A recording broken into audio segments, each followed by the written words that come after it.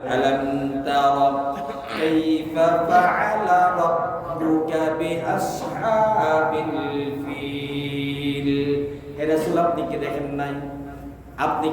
নাই আপনার রব আসহাবে ফিলের সাথে কি আচরণ করেছে আপনি কি দেখেন নাই আপনার রব তাদের ষড়যন্ত্রকে কিভাবে ধূলিসাৎ করে দিয়েছে আপনি কি দেখেন নাই হে রাসূল আপনি কি দেখেন নাই আমি যাকে পাখি প্রেরণ করে তাদের উপরে নিক্ষেপ করেছি তাদের উপরে সিজিল পাথর নিক্ষেপ করেছি আপনি কি দেখেন নাই ফলে হয়েছে কি জানেন নাকি তারা খেট ওই প্রভাবতী পশু চাপানোর উপরে খেট খুঁড়ের যে পরিণতি ঠিক সেইভাবে আমি সেই আব্রাহার বাহিনীকে সেই পরিণত করে দিলাম। এটা হলো কি সরল তর্জমা। এবার আসেন তাফসীর। আচ্ছা বলেন তো দেখি, আমি তো প্রথমে বলেছি এই ঘটনা সংঘটিত হওয়ার 50 দিন পরে আল্লাহর নবী দুনিয়াতে আসছেন, তাহলে রাসূল কি এটা দেখছেন? যখন ঘটনা ঘটে রাসূল আম্মা জানের পেটে, রাসূল কি আম্মা জানের পেটে, আলাম নাজআল, আপনি কি দেখেন নাই? নাজআল ধূলিসাৎ করে দিয়েছে, নাজআল ধূলিসাৎ করে দিয়েছে কাইদাহুম তাদের ষড়যন্ত্র, ফি তাদলিল তারা যে ষড়যন্ত্র করেছিল, কি ষড়যন্ত্র? আমার ঘর ভাঙার যে ষড়যন্ত্র করেছিল তাদের এই ষড়যন্ত্রকে আমি ধূলিসাৎ করে দিয়েছি, নস্যাৎ করে দিয়েছি। আপনি কি দেখেন নাই? ওয়া আরসালা আলাইহিম তায়রান আবাবিল, আপনি কি দেখেন নাই আমি প্রেরণ করেছি তায়রান আলাইহিম তাদের উপরে আমি প্রেরণ করেছি তায়রান পাখি, আবাবিল ঝাঁকে ঝাঁকে। অনেকে আমাদের দেশের অনেক হুজুররা বলে, আসলে না বুঝি বলে আর কি, আবাবিল পাখি তাদেরকে ধ্বংস করছে বলে না।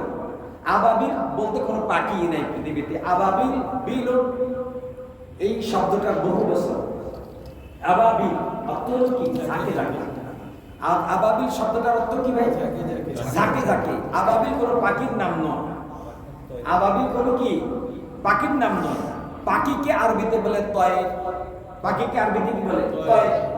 আর আল্লাহ বলেন আপনি কি দেখেন নাই আমি ওই জালেমদের বিরুদ্ধে ঝাঁকে পাখি প্রেরণ করেছি, ঝাঁকে কি পাখি প্রেরণ করেছি। তারপরে তারমিহিম তারা বুমবুম করেছে, তারা নিক্ষেপ করেছে বিহিজারাতিন পাথর মিন সিজিল, এমন পাথর যে পাথর আমি আল্লাহ নিজের কুদরতি গোড়াউনে তৈরি করেছি। সুবহানাল্লাহ। যে কোনো পাথর নয়। আরব কান্ট্রিতে এমনি পাথরের কান্ট্রি, তাই না? আরব দেশ তো পাথরের দেশ, সেখানে যে কোনো পাথর নিয়ে তুমি মারতে পারতো না, এটা আলাদা পাথর। এটাকে আল্লাহ ভিজা মাটি দিয়ে, সিজিল কাকে বলে? সিজিল বলে ভিজা মাটি দিয়ে, ভিজা মাটিকে পুড়িয়ে, ভিজা মাটিকে পোড়ানোর পরে আপনারা এক দৃষ্টান্ত দিয়ে বুঝবেন। আগেকার মানুষগুলো ওই যে আগে যখন সিগারেট বের হয় নাই, বিড়ি সিগারেট বের হওয়ার আগে মানুষ কি টানতো? হুক্কা টানতো। এটাকে আপনারা কি বলেন? হুক্কা বলেন। এটা টানতো। এটা এখানে কি ছিল? তার মুখটা ছিল, সেখানে একটা আগুনে কয়লা দিত, কয়লা দেওয়ার পরে কয়লা মানে তার ভিতরে তামাক দিত। তামাক যাতে ওই হুক্কার ভিতরে ঢুকে না যায়, শীতের ভিতরে ঢুকে না যায়, এখানে একটা মাটি, কাঁচা মাটির দলা দিত। কাঁচা মাটির দলার উপরে তামাক রাখতো, তামাকের উপরে একটা কয়লা দিত। তবে আবার টান মারতে কয়লার আগুন তামাকের সাথে রাখতো, সেখান থেকে ধোঁয়া বের হতো।